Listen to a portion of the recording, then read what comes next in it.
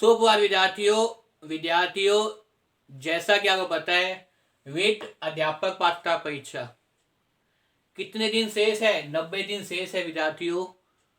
25 अप्रैल 2021 को पेपर है विद्यार्थियों आप सभी लोगों का।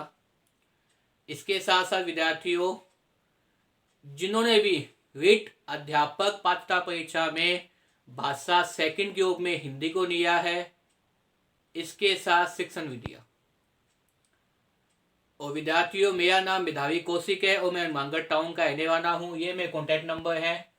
अगर आप में से कोई भी बच्चा कुछ भी पूछना चाहता है तो इन पे मैसेज कर सकता है, व्हाट्सअप कर सकता है, फेसबुक से और कमेंट बॉक्स में लिख सकता है। विद्यार्थियों यथासंभव जितना भी मुझे समय मिलता है मैं आपके प्रश्नों के उत्तर देने का प्रयास करता हूँ। विद्यार्थियों एक प्रश्न आया था मेरे पास कि सर नोट्स वगैरह मिल सकते हैं नहीं मिल सकते। तो विद्यार्थियों ये जो चीज़ें हैं वो कई किताबों से मैंने जो है वो आपके लिए तैयार की हुई है। तो इस प्रकार से आप इन चीज़ों को नोट करते रहिए। तो साथ साथ में अगर नोट करेंगे, जैसे दिन में जो है भी 1, 2 या 3 वीडियो अपलोड हो जाती है, उसके बाद में आप उन चीज़ों को पहले समझिए, फिर याद कीजिए, उसके बाद नोट कीजिए। जैसे भी आपकी लिखाई उसमें नोट करने का प्रयास कीजिए। इससे क्या होगा, आपके पास प्रॉपर वैसे नोट्स बनते रहेंगे और पेपर के समय आपको इधर उधर नहीं भागना पड़ेगा। विद्यार्थियों तो देखिए विद्यार्थियों अपना एक टॉपिक चल रहा था वाक्य, जो 3 नंबर जो आपका नया सिलेबस है 11 जनवरी 2021 के अनुसार, उसमें जो वाक्य है वो 3 नंबर पे है। और विद्यार्थियों अब तक मैं जितना भी सिलेबस का है वो सारा क्या है आपके नवीनतम पाठ्यक्रम में शामिल है। आप लोगों ने खुद ने देखा होगा। तो देखिए विद्यार्थियों वाक्य के अंदर पदबंध और पदबंध के अंदर पदबंध के भेद चल रहे थे। वो है विस्मयाबोधिक पदबंध अंतिम भेद। कई बुकों के अंदर तो 5 ही दिए होते हैं विद्यार्थियों और कईयों में 3 और दिए हुए हैं, इसलिए मैं 3 भी कहा दिया आपको क्योंकि पेपर में पदबंध दिया हुआ है। तो पदबंध के भेद कितने हैं? 8वां भेद कौन सा है? विस्मयादिक पदबंध। विद्यार्थियों इस वीडियो बताऊंगा कि वास्तव में इसकी क्या परिभाषा होती है और किस प्रकार के उदाहरण पेपर वो पूछ सकते हैं आपसे। विद्यार्थियों अगर मेरे द्वारा बनाई वीडियो आपको पसंद आए तो इसे ज्यादा शेयर कीजिए, कमेंट कीजिए और लाइक कीजिए। विद्यार्थियों अब तक भी चैनल को सब्सक्राइब नहीं किया तो तुरंत सब्सक्राइब कर लीजिए और पास में बेल आइकन दबा दीजिए ताकि आपको तुरंत क्या मिल जाए, नोटिफिकेशन मिल जाए। मुझे जैसे ही समय मिलता है वैसे ही वीडियो बनाकर अपलोड कर देता हूँ। विद्यार्थियों तो खूब पढ़िए और याद करने का प्रयास कीजिए क्योंकि आपको पता है पढ़ाने का तरीका यही है कि साथ साथ में क्या हो आपको याद भी हो साथ साथ में। देखिए विद्यार्थियों 8वां जो भेद है वो कौन सा है? विस्मयादिक बोधक पदबंध। देखिए विद्यार्थियों नाम से पता चल रहा है विस्मयादिक का मतलब क्या है? विस्मय का मतलब क्या होता है? आश्चर्यचकित होना। विस्मय का मतलब क्या होता है विद्यार्थियों? आश्चर्यचकित होना। और इस प्रकार से अगर मान लो वाक्य के अंदर क्या दिखाई दे आपको, ऐसे शब्द दिखाई दे रहे जिससे क्या हो आप विस्मित हो जाएं, आप आश्चर्यचकित हो जाएं, तो ऐसे क्या कहते हैं आपके सामने? विस्मयादिक बोधक पदबंध कहते हैं। हर्ष, शोक, इस प्रकार के शब्द जो आप देखे होंगे। हर्ष, हर्ष का मतलब क्या होता है विद्यार्थियों?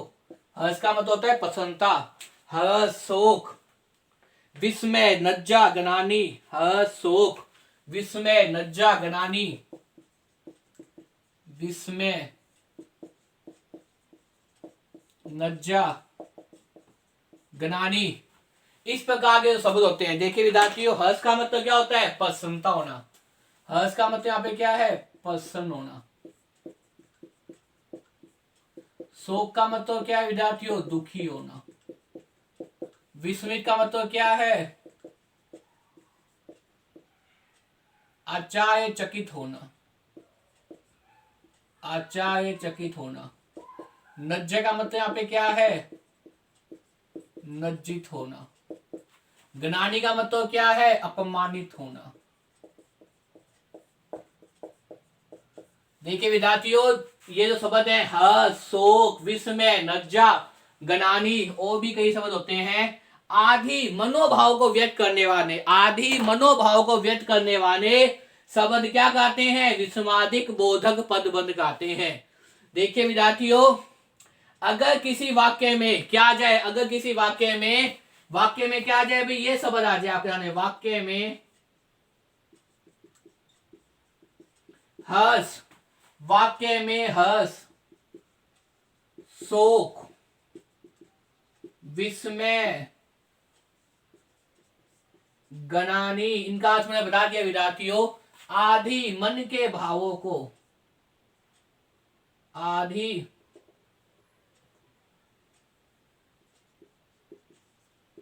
आदि मनोभाव को, मनोभाव का मतलब क्या है? मन के भावों को।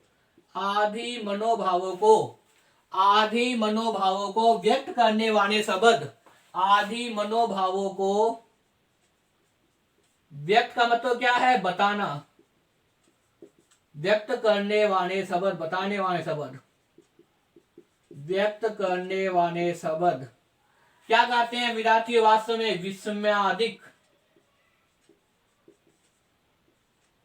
विस्मादिक बोधक, विस्मादिक बोधक पदबंध कहते हैं। क्या कहते हैं? विस्मादिक बोधक पदबंध कहलाते हैं, कहते हैं। देखिए विद्यार्थियों दोबारा देखिए, भाषा को समझने का प्रयास कीजिए। किसी वाक्य में हर्ष, किसी वाक्य में हर्ष, शोक, हर्ष का मतलब यहाँ पे क्या है विद्यार्थियों? प्रसन्न होना। शोक का मतलब दुखी होना। विस्मय का मतलब आश्चर्यचकित होना। लज्जा का मतलब लज्जित होना। गनानी का मतलब अपमानित होना।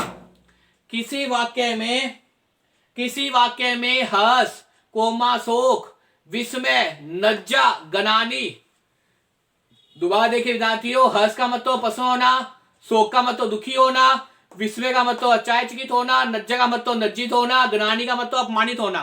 किसी वाक्य में हर्ष, शोक, विस्मय, लज्जा, गनानी आदि मनोभावों को, आदि मनोभावों को व्यक्त करने वाले शब्द, आदि मनोभावों को व्यक्त करने वाले शब्द विस्मादिक बोधक पदबंध कहते हैं। आदि मनोभावों को व्यक्त करने वाले शब्द क्या कहते हैं? विस्मादिक बोधक पदबंध कहते हैं। क्या कहते हैं विद्यार्थियों? विस्मादिक बोधक पदबंध कहते हैं। मुझे उम्मीद है विद्यार्थियों को भाषा समझ में आ गई होगी। जैसे उदाहरण देखिए आपके सामने, हाँ मैं भी तो सही कहता हूं, हाँ मैं भी तो सही कहता हूं, हाँ मैं भी तो सही कहता हूं, हाँ मैं भी तो सही कहता हूं। ये क्या है विद्यार्थी? उदाहरण है। और इसमें किस प्रकार के चिन्ह का प्रयोग होता है? विस्मय बाधिक चिन्ह का प्रयोग होता है। इस प्रकार का चिन्ह का प्रयोग करते हैं। और साथ में क्या है, ये बातें क्या होती है? अच्छी हो जाती है। हाँ मैं तो सही करता हूं, हाँ मैं भी तो सही करता हूं, सही कहता हूं। आज तो मिठाइयां बन रही है, आज तो मिठाइयां बन रही है। हाय उसके पिता का निधन हो गया, हाय उसका एक्सीडेंट हो गया। छी कितनी बदबू आ रही है, छी कितनी बदबू आ रही है। इस प्रकार के शब्दों से बने पदबंध क्या कहते हैं विद्यार्थियों? विस्मादिक बोधक पदबंध कहते हैं। क्या कहते हैं विद्यार्थियों? विस्मादिक बोधक पदबंध कहते हैं। विद्यार्थियों अगर मेरे द्वारा बनाई वीडियो आपको पसंद आए तो इसे ज्यादा से ज्यादा मात्रा में शेयर कीजिए, कमेंट कीजिए और लाइक कीजिए विद्यार्थियों। इसके साथ ही विद्यार्थियों चैनल को सब्सक्राइब कर लीजिए। इसी के साथ हमारा जो टॉपिक चल रहा था कौन सा? पदबंध, वो समाप्त होता है विद्यार्थियों। पदबंध किसे कहते हैं, कितने भेद होते हैं, सब प्रकार मैंने आपको बता दिया विद्यार्थियों। तो बार बार वीडियो को देखिए और याद करने का प्रयास कीजिए और चैनल को सब्सक्राइब कर लीजिए विद्यार्थियों। और खूब पढ़िए, मन लगा के पढ़िए विद्यार्थियों। धन्यवाद।